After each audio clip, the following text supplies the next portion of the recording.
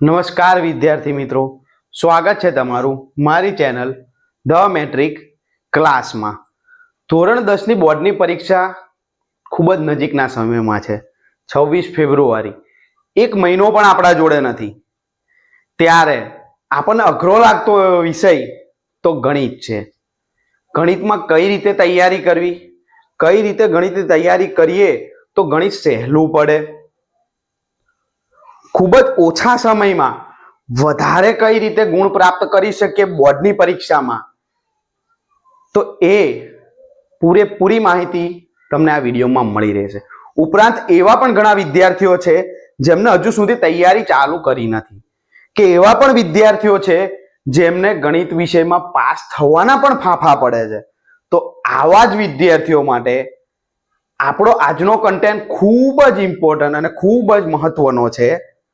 એવા પણ વિદ્યાર્થીઓ છે જેમનું એક સ્વપ્ન છે કે હું ગણિતમાં 80માંથી 80 લાવું, મારું નામ મારી શાળામાં, મારું નામ મારા ગામમાં, મારા શહેરમાં ખૂબ જ આગળ આવે, ગણિતમાં હું 80માંથી 80 લાવું, 100માંથી 100 ગુણ પ્રાપ્ત કરું. તો એવા જ વિદ્યાર્થીઓ માટે આજનો આપણો કન્ટેન્ટ, આજનો આપણો મહત્વપૂર્ણ વિડીયો અંત સુધી જરૂર જુઓ. તો મિત્રો ચાલો વિડીયો તરફ આગળ વધીએ. તો તમને અહીં આગળ જોશો તો દેખાશે કે ગણિત વિષય, પણ કયું ગણિત? બેઝિક. બેઝિક વિદ્યાર્થીઓ માટે, સ્ટાન્ડર્ડ માટે નથી, બેઝિક વિદ્યાર્થીઓ માટે એક આપણે મસ્ત મજાનો કોઠો દોરેલ છે, જેમાં અહીં આગળ તમને પહેલી લાઈનમાં જોવા મળશે ચેપ્ટર, ગણિતનું પ્રથમ ચેપ્ટર, બીજું ચેપ્ટર, ત્રીજું ચેપ્ટર, ચોથું, પાંચમું, એમ કરીને 14 ચેપ્ટર. 1 ગુણ, 2 ગુણ, 3 ગુણ, 4 ગુણ અને કુલ ગુણ. તો મિત્રો આપણને ખબર છે કે વિભાગ એ 1 ગુણનો હોય છે, વિભાગ બી 2 ગુણનો હોય છે, વિભાગ સી 3 ગુણનો હોય છે અને વિભાગ ડી 4 ગુણનો હોય છે.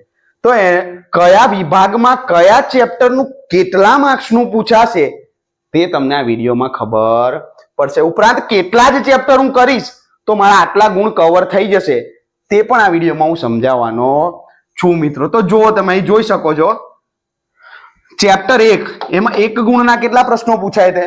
તો સાહેબ 2 જ, કે 24 માર્ક્સનો પહેલો વિભાગ હોય છે, એમાંથી ચેપ્ટર 1માં કેટલા પૂછાય છે સાહેબ? ચેપ્ટર 1માં 2 જ પૂછાય છે. બીજું તો સાહેબ બીજું કશું જ પૂછાતું નથી, તો 2 ગુણના દાખલા કરવાના રહેતા નથી. 3 ગુણનું તો નથી પૂછાતું, તો 3 ગુણના દાખલા કરવાના રહેતા નથી. 4 ગુણનું નથી પૂછાતું, કરવાના રહેતા નથી. મિત્રો 2 જ માર્ક્સ માટે તૈયારી કરવાની છે, 1 ગુણના પૂછાવાના છે, તો દાખલા કરવાની જરૂર છે? દાખલા કરાય ના કરાય? તો તૈયારી આવી કરવાની, બળદ જેવી ગધેડા જેવી તૈયારી નહીં, સ્માર્ટ વર્ક કરવાનું. કે મારે પહેલા ચેપ્ટરમાંથી 1 ગુણના 2 પૂછાય છે તો 1 ગુણની તૈયારી કરીશું, 2, 3, 4 ના હું કરું જ શું કરવા? પડી ખબર? આગળ વધીએ તો બીજા ચેપ્ટરમાં 1 ગુણના 2 પૂછાશે, 2 ગુણના 2 પૂછાશે, 3 અને 4 ના પૂછાતા નથી. તો ચેપ્ટર 2 માંથી હું 3 અને 4 ના કરીશ નહીં. એ જ પ્રમાણે આગળ જોઈએ તો ત્રીજા ચેપ્ટરમાંથી 1 ગુણના અને 3 ગુણના 2 પૂછાય છે, 2 ગુણ અને 4 ગુણના આવશે નહીં, એટલે વિભાગ ડી માં આવશે નહીં. એ જ પ્રમાણે ચેપ્ટર નંબર 4, 1 ગુણનો 1, 2 ગુણનો 1, 3 ગુણના પૂછાતા નથી, 4 ગુણનો 1. મિત્રો આ બોર્ડની વાત છે. શેની વાત છે? બોર્ડની પરીક્ષા. તમારી જે 26 ફેબ્રુઆરીએ બોર્ડની પરીક્ષા આવવાની છે એની વાત છે, બરોબર મિત્રો? પાંચમા ચેપ્ટરમાંથી 1 ગુણના 2, 2 ગુણના 2, 3 ગુણનો 1 અને 4 ગુણનો 1. કુલ પાંચમું ચેપ્ટર આપણા માટે મહત્વનું છે. કેટલા માર્ક્સનું છે? 13 માર્ક્સનું છે. છઠ્ઠા ચેપ્ટરમાંથી જોઈએ મિત્રો તો જો 1 ગુણનું કશું નહીં, 2 ગુણનું કઈ નહીં, 3 ગુણનું કઈ નહીં, 4 ગુણનું મારે સાહેબ પૂછાય છે, 2 પ્રશ્નો પૂછાય છે. વિભાગ ડી જ્યારે મારે કવર કરવો હોય તો છઠ્ઠા ચેપ્ટરમાંથી 2 પૂછાય છે, જેમાં એક શું હશે મિત્રો? પ્રમેય હશે. કયો પ્રમેય હશે એ હું તમને કહી દઉં, થેલ્સનો પ્રમેય. કયો નંબર હશે એ પણ હું તમને કહી દઉં, ગેરંટીડ. વિભાગ ડી માં પહેલો પ્રશ્ન આવો તમે લખવામાં બોર્ડની પરીક્ષામાં એટલે આંખો બંધ કરી દેવાની, ગોસાઈ સાહેબને યાદ કરી લેવાના. 47મો પ્રશ્ન આવે એટલે આંખ બંધ કરી આન્સર 47 ને થેલ્સનો પ્રમેય લખી નાખવાનો. આ 4 માર્ક્સ સાહેબે આપી દીધા તમને અત્યારથી. આંખો બંધ કરીને 47મો પ્રશ્ન શું હશે? થેલ્સનો પ્રમેય લખવું, અહીંયા લખી રાખો. બરોબર. ચેપ્ટર નંબર 7 માં 1 ગુણનો 1, 2 ગુણના 2, 3 ગુણના 2, 4 ગુણના કોઈ પૂછાશે નહીં. તો ચેપ્ટર નંબર 7 માં હું 4 ગુણના દાખલાની પ્રેક્ટિસ તૈયારી બિલકુલ કરીશ નહીં. બરોબર, સ્માર્ટ વર્ક કરીશ. 8માં 1 ગુણના 2, 9માં 2 ગુણના 2, 3 ગુણ અને 4 ગુણના પૂછાશે નહીં. 9માં 2 ગુણના 1, બીજા કોઈ દાખલો પૂછાતો નથી. ખાસ યાદ રાખજો, ચેપ્ટર 9માં 2 ગુણનો 1 દાખલો પૂછાય છે. અને એ પણ હું તમને કહી દઉં, તમારી પુસ્તકના પહેલા જે 6 દાખલા છે ચેપ્ટર 9માં સ્વાધ્યાય 9ના પહેલા જે 6 દાખલા છે એ જ કરી નાખો. એના સિવાય બહારનો એક દાખલો તમારી બોર્ડની પરીક્ષામાં હશે નહીં. સિક્કો મારી લો. શું કરી દો? સિક્કો મારી લો, થપ્પો લગાવી લો. 9મા ચેપ્ટરમાં 9મું સ્વાધ્યાય છે, એમાં પહેલા 6 દાખલા કરશો, એમાંનો એક દાખલો હશે, બહારનો એક પણ દાખલો હશે નહીં. 10મા ચેપ્ટરમાં સાહેબ 1 ગુણના પૂછાશે અને 2 દાખલા 3 ગુણના, જેમાં એક શું હશે? પ્રમેય. આ પ્રમેય કયા હશે? તો 10.1 અને 10.2. સૌથી વધારે ચાન્સીસ સાહેબ 10.2 ના. બરોબર, સૌથી વધારે ચાન્સીસ શેના હશે? 10.2. આ બંને પ્રમેયમાંથી એક પ્રમેય પૂછાશે. બરોબર. 11મા ચેપ્ટરમાંથી 2 જોડકા હશે, લખી રાખજો. 2 જોડકા હશે, બાકી કશું હશે નહીં. 12મા ચેપ્ટરમાંથી 2 જોડકા અને 2 માર્ક્સના 2 દાખલા હશે. 13મા ચેપ્ટરમાંથી 3, 1 ગુણના, 2 ગુણના 1, 3 ગુણનો 1, 4 ગુણના 2. મિત્રો ટોટલ 16 માર્ક્સનું ચેપ્ટર, આપણા માટે આઈએમપી ચેપ્ટર. એ જ પ્રમાણે 14મું ચેપ્ટર જોશો તો 1 ગુણના 3, 2 ગુણનો 1 પણ છે નહીં. સંભાવનામાંથી 2 ગુણનો 1 પણ દાખલો છે નહીં. 3 ગુણનો 1, 4 ગુણના 2, એમ ટોટલ 14 માર્ક્સનું ચેપ્ટર છે. તો આ છે બોર્ડની આપણી રૂપરેખા. માર્ક્સ કેટલા માર્ક્સનું કયા મારી. પણ સાહેબ મારે ફક્ત પાસ જ થવું છે તો શું કરવાનું? ફક્ત પાસ થવું છે તો જોઈ લો મિત્રો, અહીં ધ્યાન. મારે ફક્ત પાસ થવું છે, એ પણ ખાલી 3 દિવસની તૈયારીમાં. કેટલા દિવસ? 3 દિવસ ગણિત કરો, પાસ થઈ જાઓ. પાસ નહીં, પાસ કરતાંય વધારે માર્ક્સ લાવો. કઈ રીતે? તો જો સાહેબ, હું 13મા નંબરનું ચેપ્ટર ને 14મા નંબરનું ચેપ્ટર છે ને ક્લિયર કરી નાખીશ. ફક્ત કેટલા ચેપ્ટર? 2 ચેપ્ટર. કેટલા થયા? 14 અને 16. આ બંનેના થઈને જ ખાલી કેટલા માર્ક્સ થયા? 30 માર્ક્સ. પાસ તો થઈ ગયો સાહેબ. હજુ બતાવું તમને. એક થેલ્સનો પ્રમેય કરી નાખો, એક 10.2 અને 10.1 કરી નાખો. 7 માર્ક્સ એના. કેટલા થયા? 7 ને 30, 37 માર્ક્સ. બોલો, 37 માર્ક્સ. તમે 50%ની નજીક આવી ગયા ગણિતમાં આરામથી. જો હજુ ગણાવું તમને, હજુ ગણાવું.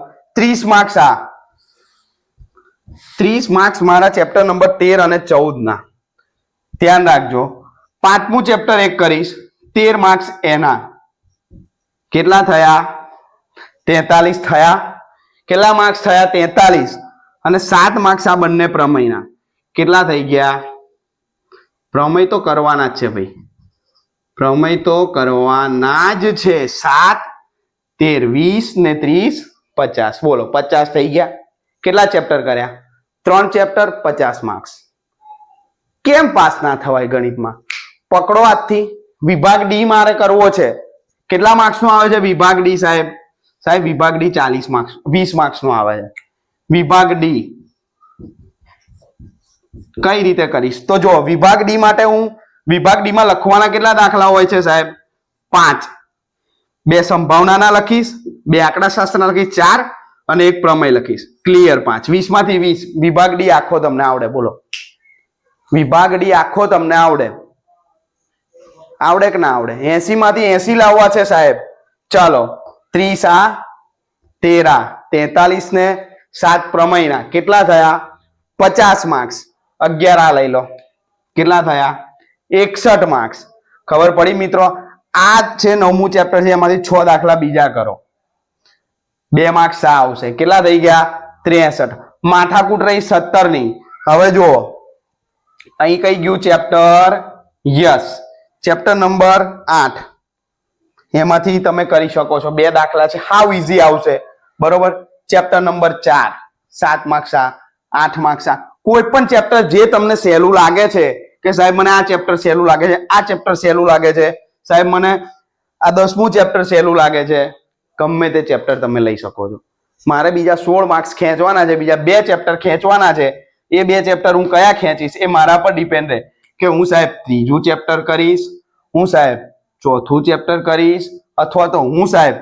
6થું ચેપ્ટર કરું બરાબર 6થું તમને અઘરું પડે તો સાહેબ હું કયું ચેપ્ટર કરીશ 10મું ચેપ્ટર કરીશ તમે કોઈ પણ ચેપ્ટર લઈ શકો 80 માંથી 80 ગુણ આવે જો તમને આવડતું હોય જો તમે મહેનત કરો તો પૂરેપૂરું ગણિત વાંચવાનું જ નથી જોઈ લો મારા ટીક માર્ક જોઈ લો ક્યાંય તમે પૂરેપૂરું વાંચવાનું ગણિત થતું નથી ગણિત પૂરેપૂરું ગણવાનું થતું નથી તમે ટૂંકા જ સમયમાં ઓછા જ સમયમાં 80 માર્ક્સની તૈયારી કરી શકો છો 2 ચેપ્ટર વાંચો 30 લાવો પાસ થઈ જાઓ 2 ચેપ્ટર 2 પ્રમેય કરો 37 લાવો 50% માર્ક્સ લાવી દો 3 ચેપ્ટર કરો બરોબર 2 પ્રમેય કરો કેટલા માર્ક્સ આવી જશે 50 આ તો બેનિફિટ છે તમારું ખરા ખોટા જોડકા ખાલી જગ્યા MCQ આ બધું બેનિફિટ છે તમારું એ તમારા માર્ક્સ બીજી રીતે ખેંચી શકો છો તમે તો આ રીતે તૈયારી કરી શકો છો મિત્રો